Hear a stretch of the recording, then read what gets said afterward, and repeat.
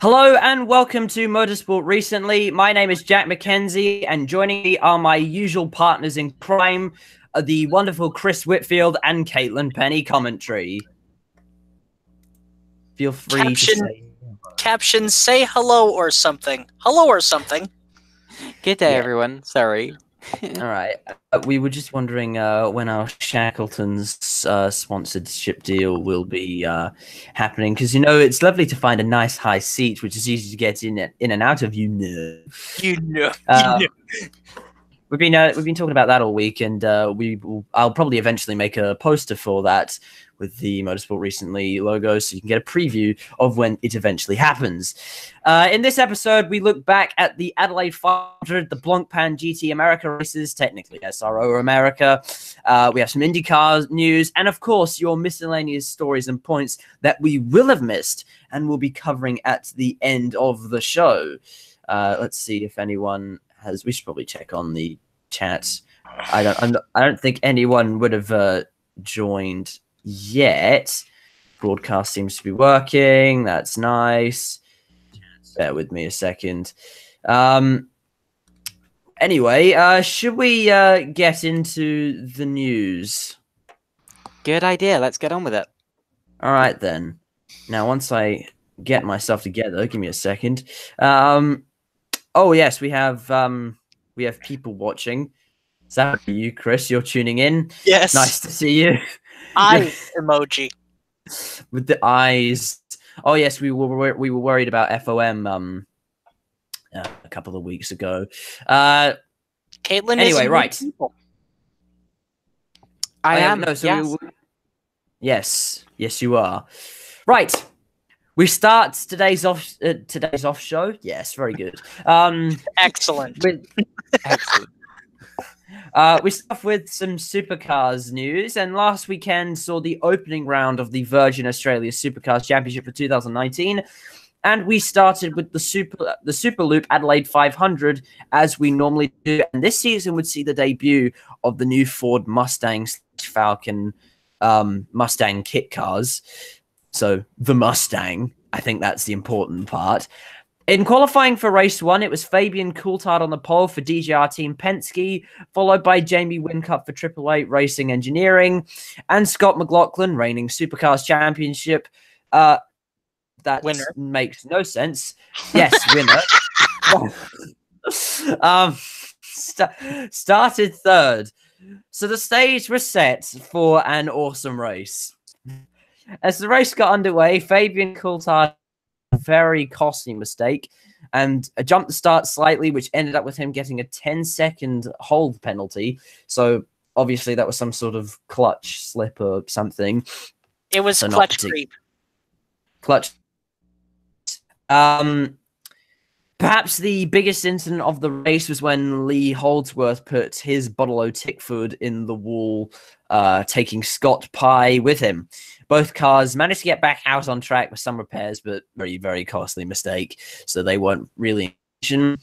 After he had taken the lead very early on in the race, Scott McLaughlin put on a fantastic performance and an absolutely dominant race, and he cruised to victory and took the Ford Mustang's first victory in top flight Australian racing, by which I mean the Australian Touring Car Championship / Supercars racing since 1973. Now, that's very interesting, I find. It is, and I actually was the one that came up with that stat. Well done, Chris. It was July 14th, yes. It was July 14th, 1973 at Oran Park. The driver, an Australian, Alan Moffat.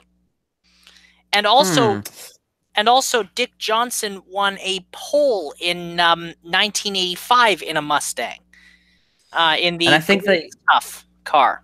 I think they also mentioned that in the broadcast as well.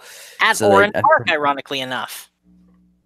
No, but they mentioned that the Ford Mustang also, that they mentioned that was the first win for the Mustang since however long ago it was. Anyway, your race results look like this, and the wonderful color coding of Chris Whitfield on the tells us that Scott McLaughlin won the race, followed by Jamie Whincup and Shane van Gisbergen. So very dominant performance for Scott McLaughlin, and obviously the two Triple Eight cars in second and third, which is what you've come to expect. They're usually in the top three anyway. Qualifying for race 2 was rather interesting. Scott McLaughlin qualified on the pole, followed by Shane van Gisbergen and David Reynolds for Erebus. Jamie Whincup only managed to qualify 12th, and Todd Hazelwood qualified an astonishing 7th place for Matt Stone Racing, which is fantastic for a little team like that to be able to qualify that high up the field. And Fabian Coulthard was actually disqualified from the top 10 shootout, so the stage was set for another awesome race. It was side-by-side going into turn 1 with Shane van Gisbergen and Scott McLaughlin racing into the first chicane. McLaughlin won out and took the lead. So Modi Silva on her Nissan on the first. The first safety car was triggered when Jack LeBrock's car gave up on him, triggered a mass round of pit stops, which led to carnage on the lane. Chaz Mostert's car was released into the path of Rick Kelly, causing Mostert's car to be turned around. Mostert's car was heavily damaged and had to be repaired. So not a particularly good weekend for Chaz Mostert. The pit lane was in disarray, and many cars were using the actual service lane to pass the stricken Tickford and Kelly Racing Nissan. The race ended, and once again, Scott McLaughlin took victory for Penske. Now, I watched the race live. Yes. Never mind how. Yes, we won't discuss that. That was quite naughty. For the Tickford on the line to completely, to release him knowing there were cars coming behind. Also, in a related story, Supercars has actually said that they're going to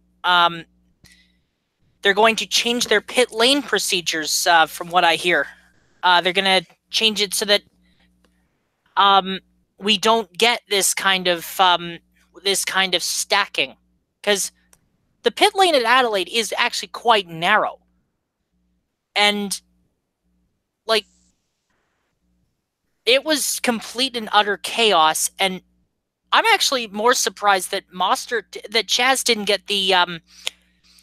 didn't get penalized for reversing in pit lane, which, according to the regs, isn't actually allowed. Is it? Am I correct in that? I wouldn't be sure, to be honest, but that was a bit chaotic in the pit lane, and obviously some bad decisions were made. And on the subject of Scott McLaughlin, actually, he had almost a perfect weekend. So I'm pretty sure the only session he didn't top was one of the practice sessions on the first day. So it might have been like practice 3 or something. But other than that, he topped every single other session. So he got pole in every session. He topped most of the practice sessions. And of course, he won those 2 races. So pretty much almost a perfect weekend for Scott McLaughlin. But I will say, though, perhaps the driver of the day was Todd Hazelwood for Matt Stone Racing, who managed to come home P10. And I think that whole pit lane incident, that was also slightly costly for them, but 10 finish for that little team. What do you think? They ran an absolutely cracking race. And may I just say? May I just say? They're back. Supercars is back, so bring on the next one, which I believe is Melbourne. It is the support race for the Australian Grand Prix, which I believe. Where is it televised this year? Is it Fox or is it on One? I don't even think there is a channel called One, but anyway,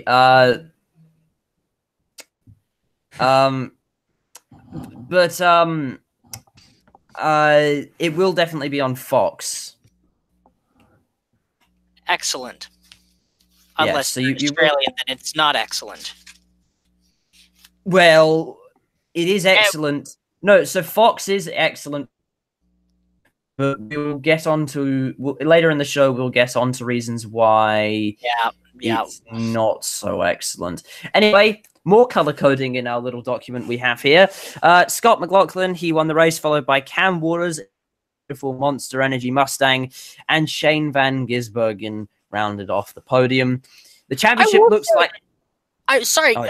Before that, I will say Cam Waters actually ran an amazing race. Remember that in the first one, he actually dropped out because the dry ice in his cool suit was not actually wasn't actually registering in his cool. The dry ice wasn't actually registering in his cool suit, so he was forced to get out of the car per the new supercars regs. But he recovered quite nicely, in fact, to finish second in the in race 2, and in some cases was actually faster than Scott McLaughlin. Pretty sure he got the Cam Waters got the fastest lap of the race, if I'm not mistaken. Yes, I believe he did. Yeah, anyway. The championship looks like this. Scott McLaughlin is on top, followed by Shane Van Gisbergen by 42 by 66 points. Next up is, of course, as we've discussed, the race at Albert Park. So that rounds off our supercars news for this week. Now, moving on to Blancpain GT America. What have you got for us? So I saw very briefly the Blancpain GT America Championship, and now that I've started speaking, I'm kind of regretting it because I can't really remember much that happened whatsoever. I hope Chris has got more on this. I can remember it was quite an exciting race, but I think that's all I can tell you. Sorry. Well, we do actually have some. We have the winners. I have the winners yes. for both events in this little thing. The newly titled. No, you're not. Carry on. The newly titled Blancpain GT World Challenge America Series made its 2019 debut at the Circuit of the Americas.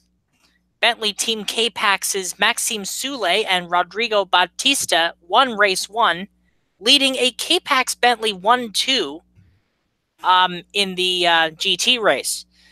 Pro-Am was won by the TR3 Racing Ferrari of Jeff Siegel and Wei Lu, and the Am class was won by Squadra Corsa's Ferrari of Martin Fuentes and NASCAR legend Cesar Baccarella. Of course, I say that sarcastically. If anyone's watched the Xfinity series, they'd know who Cesar Baccarella is. Race 2 was won by our Ferry Motorsport duo Tony Vilander and Miguel Molina. Can I just say, Tony Vilander, I have a theory that Tony Vilander and Kimi Räikkönen were separated at birth. Oh my goodness. Yeah, they do. They have very similar styles, actually. They Okay, think about it, right? They're both fast and they're both Finnish? Both of them are Finnish. Both of them don't talk a lot. And both of them drive a Ferrari.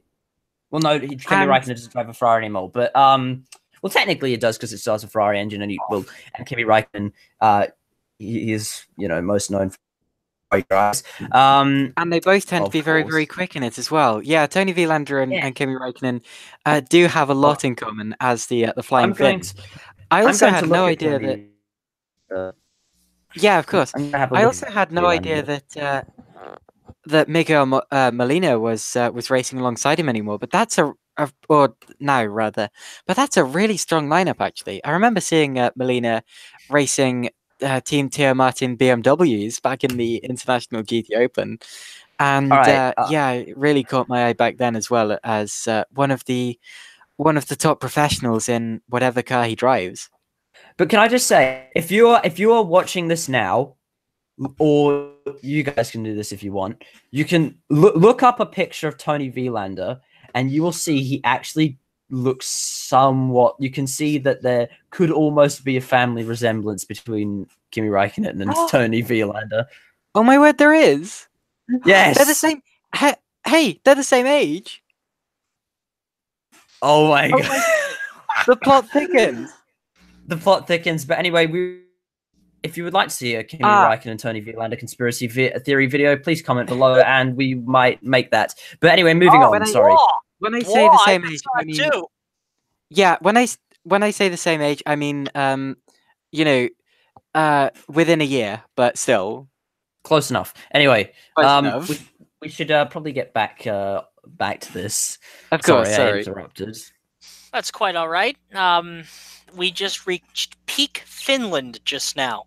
Absolutely, yeah. Yeah. Anyway, the only thing that's missing is is playing My Summer Car for beer and sausage.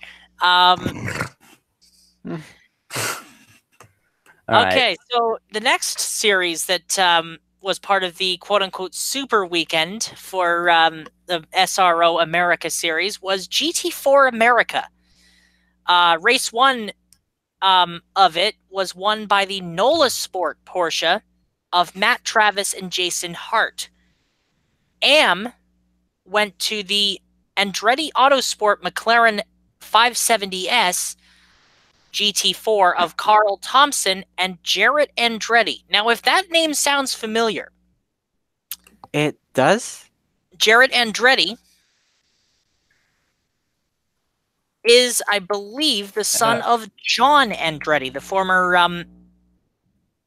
NASCAR driver. Yep, John Andretti is actually the father. Former IndyCar, NASCAR Cup, and also drag racer John Andretti. Many people don't know that, but he actually ran drag racing. Nice, but are they related to for example, Mario Andretti? Yes. Okay, how are they related to? Mario and Michael are uncles. Okay, got it. Right. And would sort of give the game away because they're driving for Andretti Autosport. Yes. Very, very true. Yeah. Yes, very true. Yeah. Talking of Pirelli GT4 America, actually, was that the series we were talking about? I think it is. Yes. Yes. They actually just had their first race at St. Petersburg a couple of seconds ago. Actually, it finished a couple of minutes ago, rather, and that was won by the Panos of Ian James, who crossed the line first. So, wait, yeah, when you did you say Panos? Yep, the Panos. Yeah. As in, like, this is the same Panos that, the actual, like, the same Panos as the company as the ones that made all the GT1 cars. Yes, the same company. I watched the last couple of laps of the race. I didn't see much before. I know there'd been a big accident with a KTM who lost a wheel in the first part of the circuit and had a rather big hit. I believe the driver's okay, but anyway, and that would have been okay. That was Nikolai Elkanyan. There you go.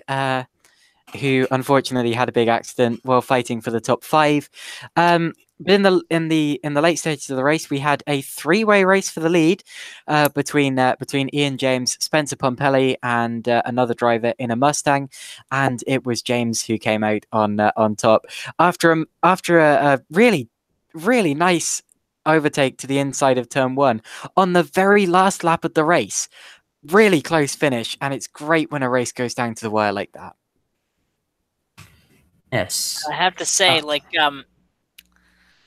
I really need to get more into the GT4 series, but since they're all now on GT World, on their GT World YouTube channel, I can watch them you can watch them on demand and with the GTWCA app, which of course means that it's a very long-winded name.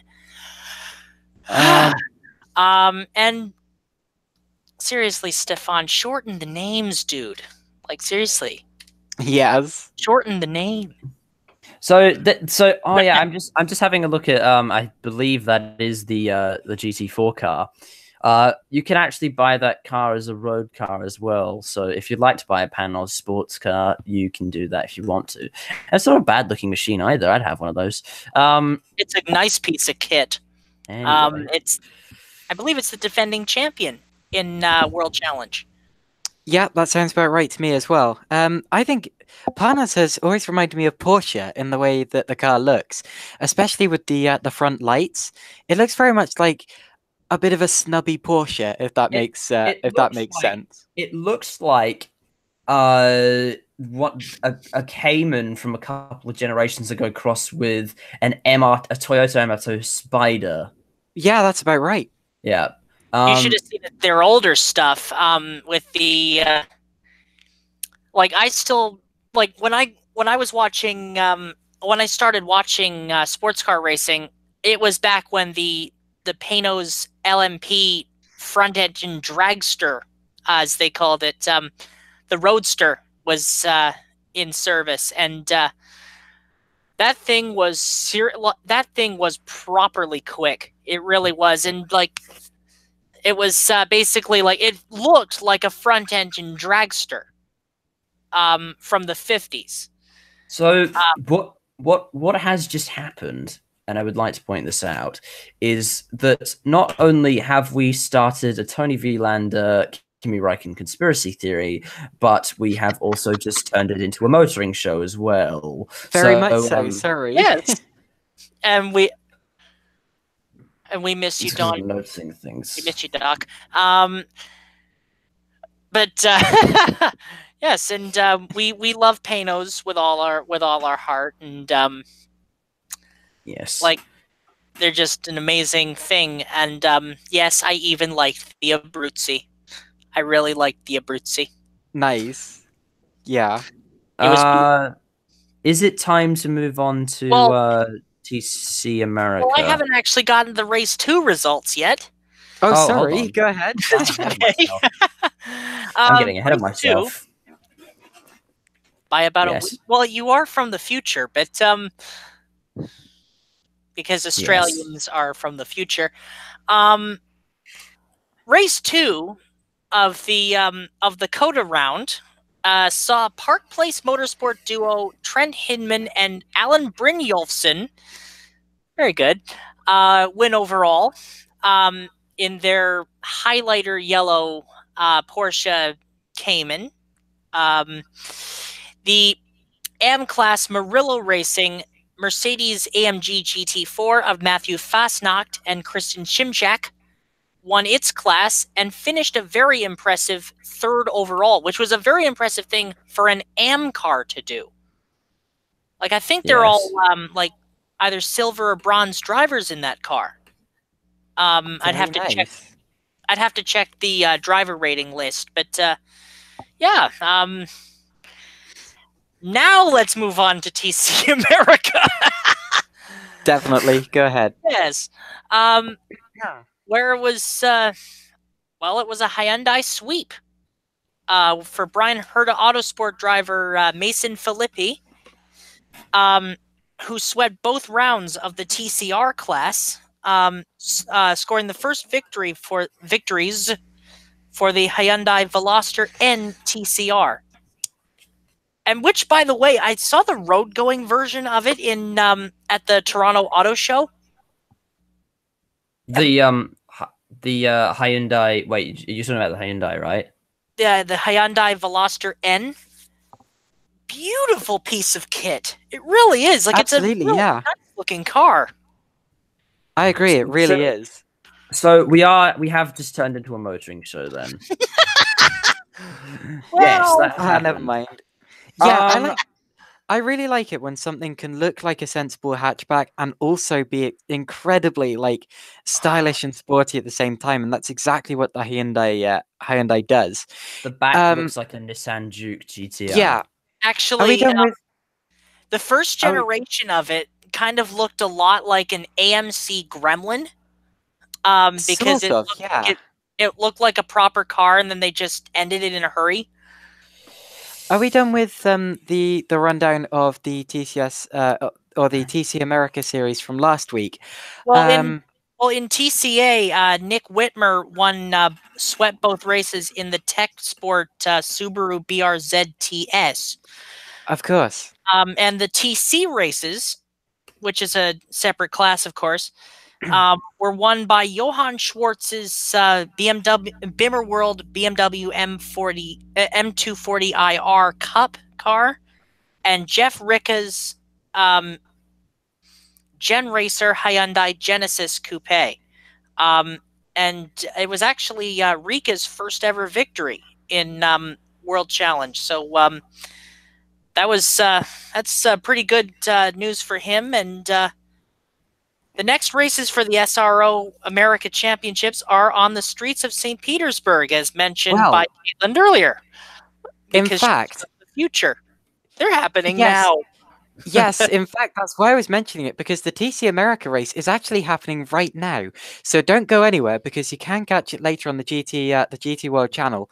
But I'm currently watching a absolute dogfight between Liquimolly VWs at the head of the field, with no Hyundais in sight. Actually, I don't even know if Mason's here. I can't see him on the timing screen. So that's a shame. Subarus though, which is quite encouraging. Yeah. The three Subaru Impreza TCRs, and but unfortunately, I can't see our championship leader. I think Mason Filippi. I think he's doing a partial season in. That's a shame. That really is. Yeah, that's a big shame. This is Hurchin versus Vincent. But yeah, you can watch this later. It's been a very entertaining battle so far, and we're not even 10 minutes in. Anyway, moving on. Are we moving on? So that's the end of the GT America stories then? It is, yes. And the next races for them are, well, supporting the NTT IndyCar Grand Prix. Well, okay, moving on to IndyCar, and I want to bash my head against a wall. No, let's start with the positive news first, as they always say at most doctors' offices. Give it to me straight, doctor. I can take it.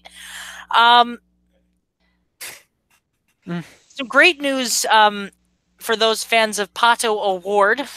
He has got a new deal to run 13 races in the number 23 car for Carlin Racing, starting at Austin in a couple of weeks. That's great news. Like, with the whole Mike Harding, with all the problems with Mike Harding and the fact that he pretty much screwed him over, I think, but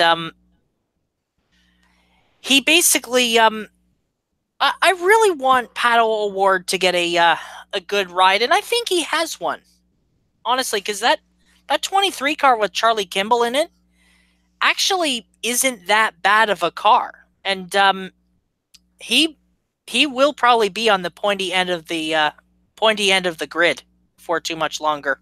Yes. Anyway, now can I bash my head against a wall? I sawed my jack in half. All right, here's why I want to bash my head against a wall. And Chris, I'm sure you would like to do something similar. IndyCar has signed a new international TV deal. And this is the reason I want to bash my head against the wall. They have completely screwed it up. So if you're in, so obviously there was some really good news. There was obviously the Sky Sports coverage for IndyCar, so that's very nice. Sky Sports F1 coverage, and obviously, so that's showing that they're expanding their international market. And then there's also, so what was happening before here in Australia, how we would used to watch IndyCar was that we'd get the coverage on ESPN, which was some really good coverage, actually, and I enjoyed that. It was very similar to what you would have gotten in America. But ESPN won't be covering IndyCar this year. The reason because Fox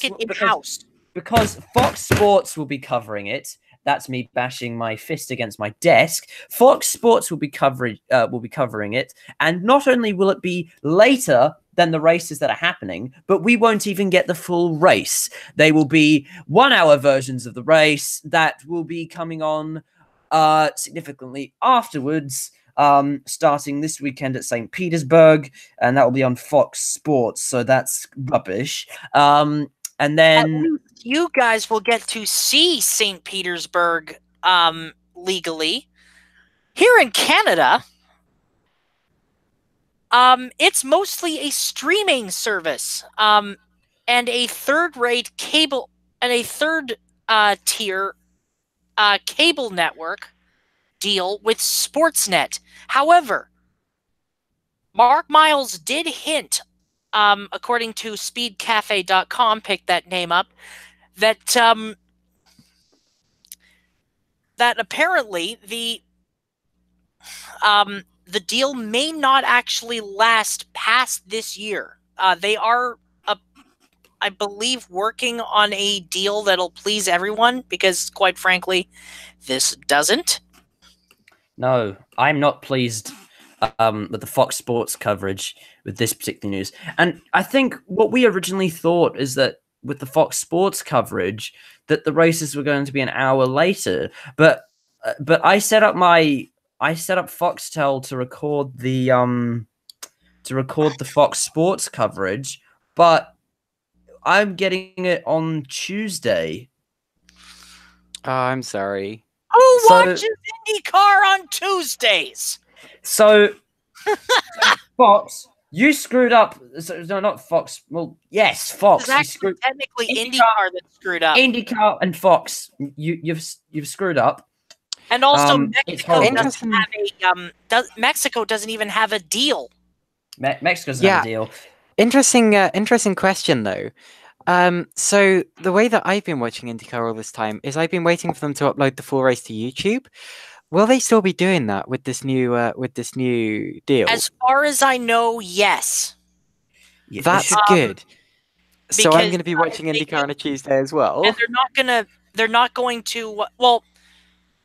Well, you'll get to, of course, because you got it live. Except I haven't, because I can't afford Sky Sports. But you know, family fortune they're playing. This just makes me so angry. I'm going to miss the ESPN coverage, because that was fantastic coverage. Can we get some ice packs and bandages for Jack in chat? But then again, I still have to throw my money at Fox, because I will have to watch their coverage unless the YouTube channel can upload the races before Tuesday. But then again, or just like on Tuesday. But then again, what will probably happen is every single race will be spoiled to me, because I accidentally check my phone and voila, there will be. So the next year is going to be basically what they've done is they've inadvertently helped like pirated streams. Yes. They've inadvertently helped like the pirate streams, which we're not going to, like give any links in the like in any place for tomorrow, because I don't want to get them in trouble, but you know what I mean. You catch my drift. Yes. But yeah, that it's not good. That happened. So the 2019 season of IndyCar, I was really looking forward to it, and now I'm not as much. But then again, you'll still watch it. I'll still watch it. So shut up and take my money, Fox. Money. Foxtel. Hello, I like money. Anyway, shall we? I think before I burst another blood vessel, should we move? Pause for Jack in chat. I think we should move on, because it's time for miscellaneous stories and points that we missed and therefore are covering now. TM Bing. Yes, and we actually have. You got to include the cleared throat in that too. Yes, and we actually have our longest miscellaneous points stories that we missed, and therefore covering now TM Bing that we've had since we ever. Which is extremely long. On our document, it actually goes almost over a page. Oh my goodness! One actually had to be removed because, well, one had to be removed because we already did it. Yes, we did. Anyway, we start off today's news. This is good news for Caitlin and, of course, one of our writers, Freya. Yes. Check their pages down in the description below. I've left it there. The Formula E circus will be returning to London for the E-Prix in 2020 with a difference. They will be having a revolutionary indoor-outdoor race circuit. So it's like a hire kart track. And that should be really interesting to see, I think. So Bercy E-Prix when? When? Sorry? I said Bercy E-Prix when? Is that an arrive and drive kart track? No, so Bercy was the one that took place in the car park that had all the F1 had all the F1 drivers. Crystal Palace. It was in it was a karting race. Well, what I think is that the races, I believe it's going to be in the city, and half the race is going, a portion of the track is going to be undercover or indoors, and then a portion is going to be outside. Do we know which building it's going to go through? They probably covered it somewhere, but since this is a dot point, it's not at Westminster Abbey. That's good. That's good. Inside the Excel Centre. Oh my word! They're going in the Excel Arena, which is a place where they've hosted all sorts of events in London over the years, and that is a really good idea. I've got the track map up now. They've actually got a really decent portion of the track indoors at the Excel Arena, and to be honest, that looks brilliant. And surely they've got.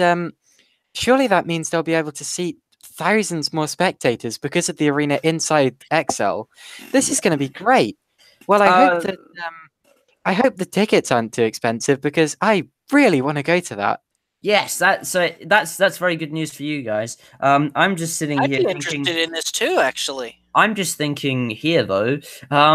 Sydney E-Prix when? I think it's Toronto a bit far to travel. When? Sorry, what'd you say, Chris? I just said Toronto E-Prix when. That would be that'd be very the problem is Montreal when they hosted the E-Prix, basically hemorrhaged money. It cost the mayor the election. Really? Because he basically paid for half the tickets. I think so. What would be interesting is if the E-Prix for Toronto, if there is one ever, happens on the Indycar, a part of the Indycar circuit anyway, or a shortened version of the Indycar circuit. Or it'd have to be probably the whole thing because it's actually big enough that we can.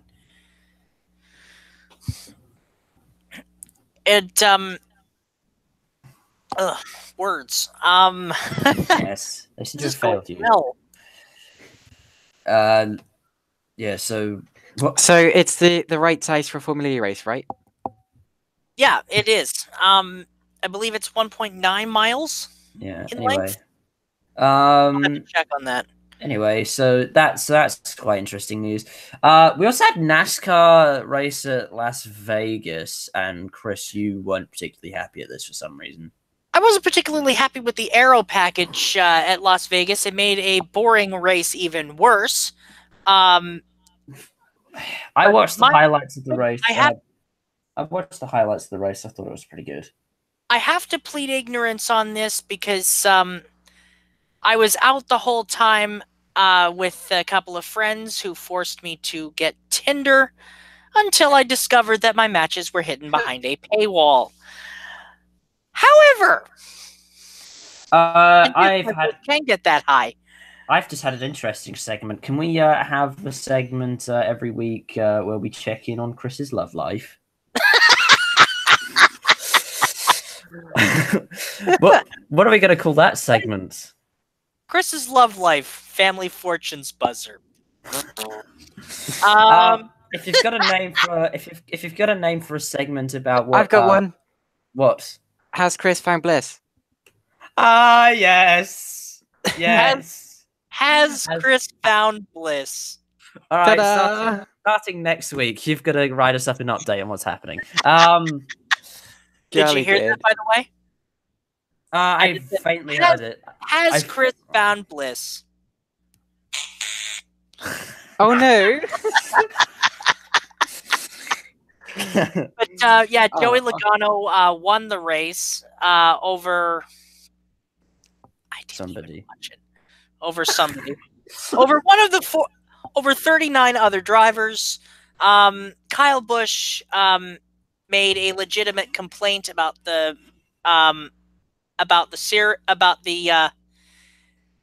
race, and also it wasn't too well received by Steve O'Donnell, the guy who's been hired by NASCAR to spin things.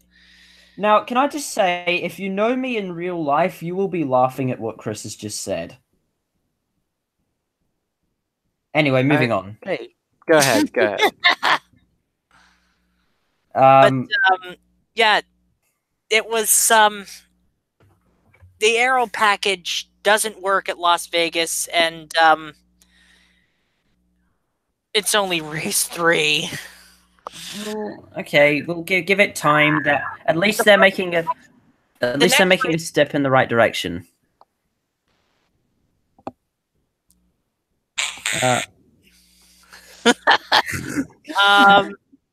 We're finally getting sound effects, and it's the next race is at Phoenix this week, ISM Raceway. Hooray! All right, shall we move on? Yes. All right, so the BRDC Awards, which stands for the British Racing Drivers Club. Yes, I should know because I wrote this segment. That's okay. I should know because I wrote this particular thing down. So you wrote the segment, and yet you don't know the acronym. I should have put it in a bracket, but I didn't. So the awards will now be sponsored. The awards will now be sponsored by Aston Martin. £200,000 worth of prize money will be on offer, as well as a Red Bull F1 car test at Silverstone and a go in the Aston Martin Vantage GTE WEC contender. So that's quite interesting. Really? Yeah. Yes. So go and win that if you would like to have a go in either of those cars and win £200,000. I do. Right, so Caitlin, when are you entering? Now, give me the cars. Now, mine. Okay. Anyway, Christina Nielsen? Yes, Christina Nielsen, who is a very quick young lady indeed, has been announced she will be driving for Meyer Shank Racing for the remaining rounds of the Michelin Endurance Championship. So that means the Motul 12 hours of Sebring, the Salem 6 hours at Watkins Glen, and Petit Le Mans. And I just realized that it's... Oh, what's the title sponsor for Sebring? Mobile One. Mobile Used One. to be Mobile One. Is it still Mobile One? Okay, got it. She will be driving in the Caterpillar Acura number 57 alongside of the very quick Catherine Legg and Jackie Heinricher, who's a good little driver in her own right as well. Yeah, I'm genuinely happy to see Christina Nielsen in a top flight ride. So I just searched up the official title for the 12 Hours of Sebring is the 67th, so presumably there are 67 of these. 67th Mobile One 12 Hours of Sebring, presented by Advance Auto Parts. And brought to you by the letter H. And sponsored by Shackleton's, which when will we get sponsorship? Because it's lovely to find a nice seat, you know. But this is considered out of you know. It is lovely to find a nice high seat. Anyway, I think we should move on. Okay, now Robert Wickens. Yes. This man is an absolute unit. Yes, indeed. He just continues to inspire. He's actually at the Grand Prix of St. Petersburg this weekend. For the IndyCar, for the NTT Data IndyCar series, and he's been spotted in the Schmidt-Peterson Motorsport pit boxes for James Hinchcliffe and Marcus Ericsson, and I have to say, I am genuinely thinking that Robert Wickens will probably, if everything goes okay, first of all, he'll be married by next year, because he already has a fiance. Yeah, he and Carly. I don't know the date, but apparently they are going to be getting married at some point. So buy some handkerchiefs before then, obviously. Oh yeah, absolutely. He said he wants to. He actually said that he wants to be like walking by his wedding. Fantastic. And Robert, he's going to do it. Yeah. Oh yeah. Like, remember also, Sebastian Bourdais had a similar accident. So did James Hinchcliffe. Well, not really with a spinal injury, except he had a piece of suspension go through him. But anyway, So it was what happened was Sebastian Bourdais had a similar accident with his spine. He's back in an IndyCar. Absolutely, He's back in an IndyCar, like he is honestly one of the. I don't think I've ever sworn on this podcast, but please don't make today be the day. Please don't. Otherwise, we're gonna have to start up a swear jar. Great guy. Just because a not so funny motorsport commentator did it during our Motul Petit Le Mans broadcast doesn't mean that you get to do it. Oh, yes. Sorry, Chris. Yeah, so not today. I get what you were going to say though. An absolute unit. Great guy. Yeah. Yes, and that's the only type of almost curse word that you should be saying on. We are starting the swear jar. Jack. Yes. I can say fart because I'm a rebel. Fantastic. All right. Carry on. We have is that some DTM news for the first time on here? Yes, we do. Our Motorsport has unveiled their 2019 Aston Martin Vantage GT Challenger during the test at Jerez. And let me just say, nice. If that's what the new Aston Martin DTM car looks like, like on a plane to Germany, I'm going there. Well, it's difficult to make some people. There have genuinely been some people who have complained about it, who are like, DTM should be a touring car championship. It's called Deutsche Tourenwagen. Well, let's be honest, they're not touring cars. Let's be honest, they've never been touring cars. They haven't been touring cars for a very, very long time. They haven't been touring cars since the Group A regulations ended in 1992. They're closer to GT1 cars than touring cars. So exactly, that's why I don't get at all why people say that. And indeed, the Aston Martin just looks fantastic. That's exactly what a modern DTM car is like, and it's great to see manufacturers from outside of Germany getting involved as well. With Aston Martin really putting in a fantastic effort.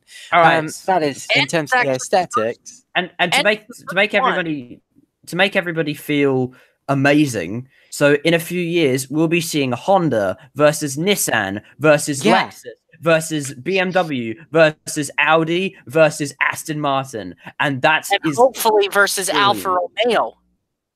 Bring it on! What will Alfa Romeo be bringing? Alfa Romeo, of course, they ran in DTM before, but both the DTM and what became the what was it, the ITC series back in the 90s? Yeah. And yeah, basically, like, I'm genuinely looking forward to seeing how these new Astons race. If Alfa Romeo bring a car, what would they bring? Oh, probably some kind of DTM machine. Like, Well, yeah, that's my educated guess. Well, but what would they use? Would they use the 4C? Because I think the 4C is a bit too small to be a DTM car. I just said the same thing about the Aston, so yeah. Do they have a big saloon that they could run? Well, the thing is, though, the modern DTM cars are based off the coupe versions of a saloon. So unless they make a coupe version of the Giulia, then they're not coming to DTM. And I just realized this has become a motoring show for the third time today. Should we move on before we actually turn in? I could see it as a Giulia. Yeah, perfect. Giulia, if we get a Giulia coupe, that would be fantastic. Please make it happen.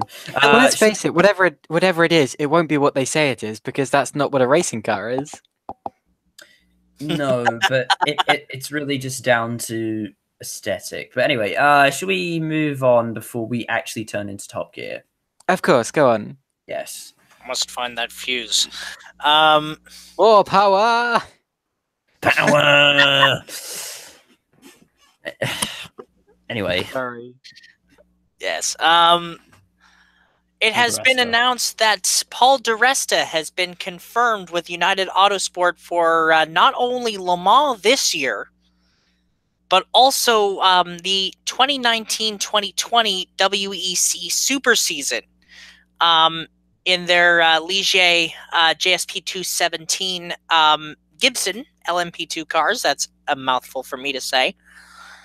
Yeah. Yeah. Will that be alongside drivers he's raced with before? So, for example, I was thinking Phil Hansen. Probably, yeah. Do we know his co-drivers yet? I believe it is going to be with the same co-drivers he's had in LMS and because in LMS he's had in LMS he's had Phil Hansen. In WEC he actually didn't do the last series. In fact, he hasn't done WEC in a little while now, actually, apart from the 2018 24 Hours of Le Mans. Well, okay, Paul di Resta is a slightly busier man than he used to be. I mean, he's obviously involved with Formula One commentating now as well. When admittedly, yeah. Actually, I believe it was di Resta who crashed the car when he was teammates with Hansen and Philippe Albuquerque. Anyway, I've been thinking about Paul di Resta's life that he has. He probably has my dream life. So he races in the North American Endurance Championship and he commentates for Formula One. So yeah, that sounds perfect. He races in the North American Endurance Championship now.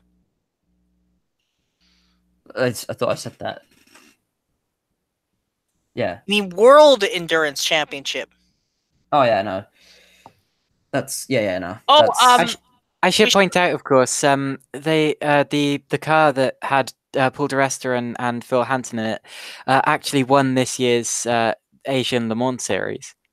Yep, and then got shunned at Le Mans as last week's episode. Yeah. Last week's Rage Fest indicated. It wasn't rage. It wasn't rage. It was, frustration, disappointment. Yeah, frustration. I call it. Right. Should we move on to some other very interesting news, actually? Yeah, let's get some quite interesting news here. And that would be HTP Motorsports that has signed for their ADAC GT Masters team. Hooray. A young driver by the name of Fabian Vettel. Ah, yes, Sebastian's brother. The little bro is going to be driving a Merc. Well, good luck to Fabian. He was racing an Audi TT in the Audi TT Cup last year. I seem to remember, and yeah, I mean, obviously hasn't had the experience that his brothers had, but he's still obviously got it in his genes. So let's see how he does. Of course, they aren't denim. You know what I meant. Oh, that's bad. Well done, Jack.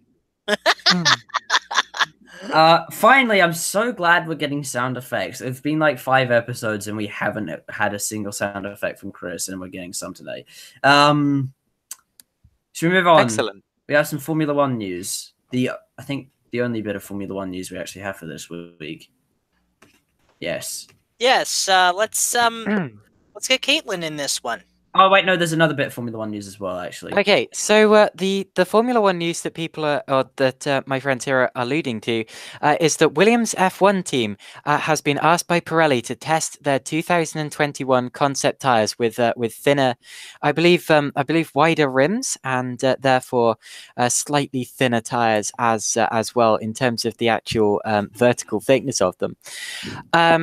So yeah, Williams have been asked to make a mule car effectively to build this because they're so far away from the other teams. It's quite clear they're going to be backmarkers this year. Whether they're going to score points at any point or not is well, I'm not sure. I say it's unlikely actually. It's so unfortunate because only a few years ago they were at the top of their game. Like they could have, of course, they were like second or third in the constructors' championship. 2014.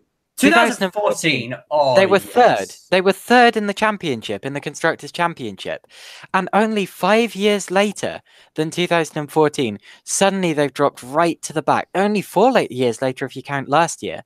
Well, what about even 3 years later? Because well, they weren't not 3 years backmarks in 2017, but whatever the case. Well, they did get a podium in 2017, but their car through attrition. It was still a podium, but whatever the case, yeah. Panis is a Formula One winner because of.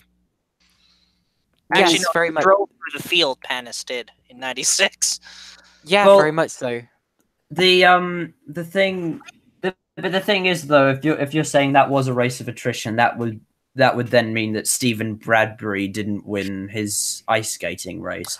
But I will say, by the way, on the new tires.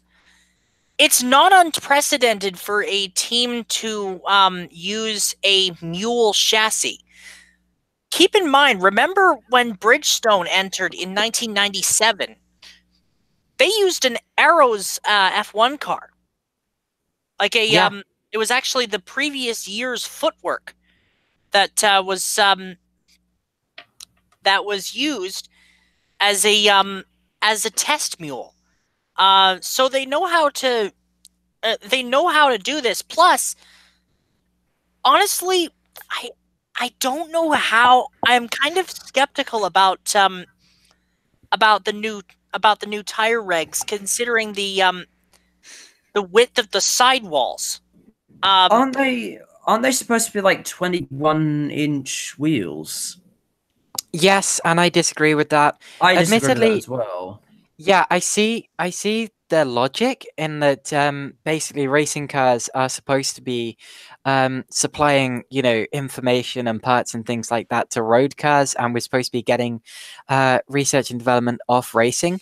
But at the same time, but I think we're a bit beyond that now, though, aren't we? At the same time, they fiddled with tires in the past in Formula One, and by making them slower, and it's always gone wrong. Like every single time. 2005. Exactly, yeah.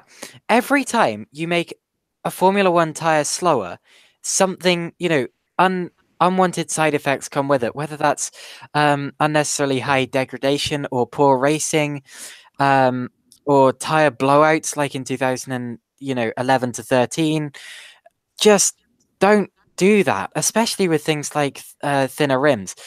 I'm afraid they're going to start looking a lot less racy, a lot less. Yeah. When you look at the concepts that people have made, definitely they don't look right. It's going to take away from the spectacle. Yeah. Like honestly, and I don't see them lasting. No. I don't see them lasting because like unfortunately I do. Because road relevant tires will be instantly like a Formula One tire should be wide with a small rim. Just wait till somebody's tires blow out at 200 miles an hour, then that won't be particularly fun, will it? Well, this happened back in 2013. Yeah, in 2013, if you remember the British Grand Prix that year, there were 4 separate tire blowouts throughout all of the sessions, including, I believe, 3 in the race. So there may have actually been 5 because I'm pretty sure there were 2 in practice as well. So yeah, just a ridiculous weekend, and it really left a mark on Pirelli's reputation. I watched live. I watched the 2005 U.S. Grand Prix. Oh golly! So I know exactly how much of a farce these tire things can be. It was genuinely one of the worst races I've ever seen in my life. Because but really? Weren't there only like 5 cars in the race? There were 6 cars. 6. Yeah, 2 Ferraris, the 2 Jordans, and the 2 Minardis. How boring must that have been? What I think the regulations should do is basically leave Pirelli to do their own thing. You know, produce the best, fastest tire they can possibly produce, and just worry about the rest of the car. Because in terms of tires, they don't work unless they're race tires. For some reason, it's just the racing really takes a beating every time you take that away from the sport. I think Formula One really lost something in '98 when we narrowed the width of the tires, and it didn't really regain it until 2017. And that's why I think that 2017 was a hugely underrated year, and it was very important in Formula One history. And yeah, I'm a little bit upset by the 2021 proposed regulations, but anyway. Should we move on to some actual good news? Yes, let's. In terms of F1 news, there is something else we forgot, which is that Formula One has also now announced that the fastest lap is now worth 1 point, and as it was, of course, back in the 1950s at times. And I can see the reasoning behind that, in that, you know, that can shake up the order, because sometimes midfielder cars get points or get fastest lap rather, and also it's going to encourage drivers to go faster in the race and be a little bit less conservative. But on the other hand, it's probably just going to end up giving more points to the quickest car and letting the quickest car run away with it in the championship. So, or you're gonna get those bonsai laps of like those bonsai laps for for someone like Daniel Ricciardo or Kimi Räikkönen. Basically, give them like a light fuel load, give them like a set of matched tires. Basically, give them and tell them to hit the afterburners. They're going to.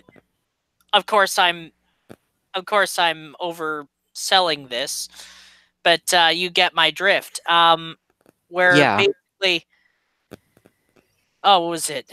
Where essentially it's like, words are not coming to me. But like, yeah, give them a set of like tires where you can give them a set of tires where you can really push. Yeah, and a light load, and basically there's your fastest lap right there. Now, still fresh in our minds is the 2016 Formula E Championship decider, when that actually came down to fastest lap. I don't see that happening anytime soon in Formula One, which is what a lot of people are thinking of. But Lewis Hamilton retires. Yeah, to be honest, Yeah, well, yeah. To be honest, though, that would be incredibly exciting. Although, yeah, I don't see it happening. Is retirement? Yeah, it would be. No, no, I mean, the championship coming down to first lap. I think that Lewis Hamilton is actually very good for Formula One, but controversial opinion. Carry on. Oh, he is. It's just he seems bored, but that's beside the point. He does. We'll talk about that next week at the Australian Grand Prix. Of course. Right. Where he may well be bored again. But whatever the case. I predict Bois will happen. Shall we get some good news in here? Yes. Let's get some good news. I am genuinely happy about this. Sophia Flörsch, who had, quite frankly, one of the scariest accidents I have ever seen in an open-wheel car at Macau, where she rammed into a photography stand, a solidly built photography stand, and hurt her back, and was nearly paralyzed in much the same way as Robert Wickens, as I believe it was also a spinal injury. She's back in a Formula 3 car. Absolutely fantastic news. After her accident. Yeah, it was like, I genuinely am happy about that. Like, so much inspiring stories in motorsports, I tell you. I will say though, why do light open wheel cars keep flying? Because when you answered your own question there, Jack. It's because they're light, and also because, you know, when wheels touch other wheels, which is easier to do in open wheelers, they tend to kind of launch themselves upwards. Also, well, in Sophia Flörsch's case, it was because the car was so low, it reacted really badly to the sausage curb and just took flight. And then you also have the aerodynamic effects of the cars, which come into more effect on open wheelers and prototypes. And that's why you see more kind of blowovers and big air flips for single seaters as well, which would have played a part in that. But in terms of Sophia Flörsch's career, yeah, it's fantastic to see her back in a car.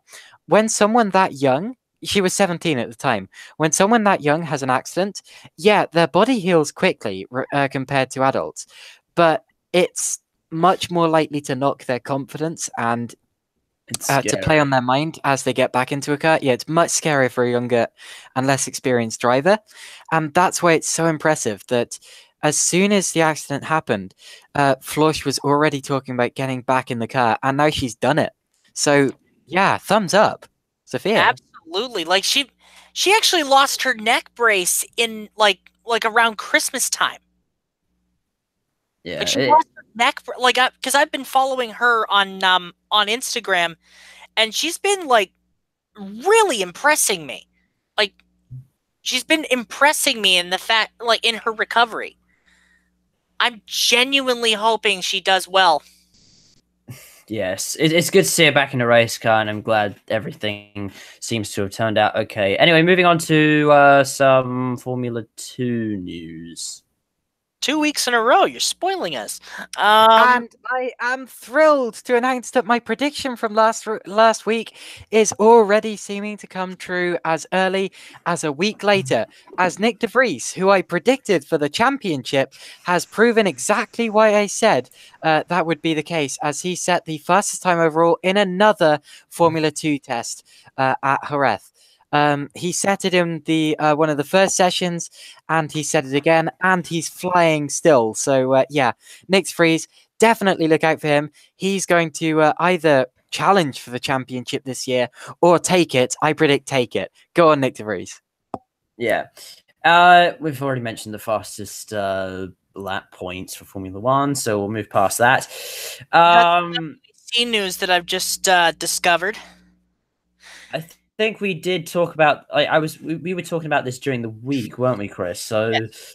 The hypercar regs have changed somewhat again. This being the WEC hypercar regs, I presume. Chris, yes, would you like to explain? FIA statement on the latest move, this is according to Sports Car 365, will be an expansion of the 2020 LMP technical regulations to a concept to allow a hypercar developed from road cars sold by manufacturers to enter. Opening up, it's quote designed to enable additional manufacturers to enter the championship. The only problem is there are no manufacturers. There are no manufacturers, and it's also basically it's DPI made worse. Yes. Like honestly, the ACO, and I swear this has not been said enough. The ACO and the FIA need to admit that they were wrong on this. The Americans got it right. The Americans got it right, but due to their own arrogance and their own stubbornness, they won't do that. And international sports car racing might take another hit like it did back in the 90s. I lived through that era. Like, I lived through it. Like, when the GTP, like, ironically enough, the Le Mans prototype regs that came into effect after the Group C era ended, the open-top world sports cars were also were developed in conjunction with IMSA.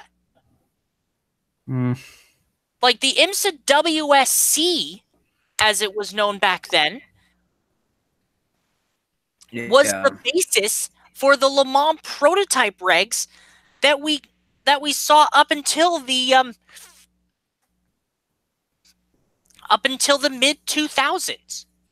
Yeah, I mean, yeah, so it's not particularly good. We are coming towards the end of the show now, so should we end on some good news? I think we should end on some good news. Of course. What good news do you have? I finally get to talk about this, and I'm so happy. Australian International Pedal Prix is starting this month. It's starting on March the 30th, 2019, at Mount Gambier at the McNamara Park motorcycle circuit. And if you don't know what Pedal Prix is, I'm sure we will do an episode on Pedal Prix where we get someone that I know on and we can talk about Pedal Prix. Search it up. The footage is fantastic. The footage is fantastic. I'll edit the description later on, and I'll put a link to Pedal Prix in the description below. So that Pedal Prix is a genuinely good series. Like, honestly, I was watching some of it, and it looks like genuinely good fun. ACO, are you listening? No. This is how you run a series. So that's that interesting piece of news. And on that note, I think when. And on that note, I think it's yes. Sorry, we have a chatter. Ethix has joined us. Oh my gosh! Finally. Yes. And he's been asking for you for a little while now. So sorry for making you wait, Ethix. Oh, sorry. This is. Oh yeah. Okay. I am Triple Crown Racing, so me. Good to have you here, Ethix. Well, the reason I wasn't reading the chat is because nobody was saying anything in it for so long that I just stopped reading it. I think he left before I noticed him. Oh no! Oh no! Oh sorry. No! Oh, one viewer. Never mind. I'm sure he'll. Yeah. Carry on. And in the words of the Grand Tour, on that terrible disappointment, it's time to end. Thank you so much for watching Shackleton sponsorship when looking forward to Pedal Prix, IndyCar, and various other things. I've been Jack McKenzie and my usual partners in crime, Caitlin Penny Commentary and Chris Whitfield. Like, subscribe, and we'll see you next time. Goodbye. Bye for now. See you later.